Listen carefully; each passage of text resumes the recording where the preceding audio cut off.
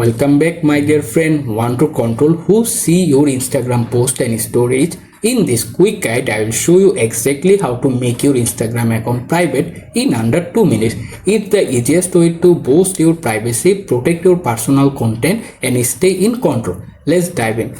First of all, open the Instagram app on your phone. After opening the Instagram, look at the bottom right corner, tap on the profile icon. In the profile page, tap on the 3 lines hamburger menu icon at the top. Wait to open the menu. After this menu is open, scroll down a little. See the who can see your content section under the account privacy option. Tap to open it.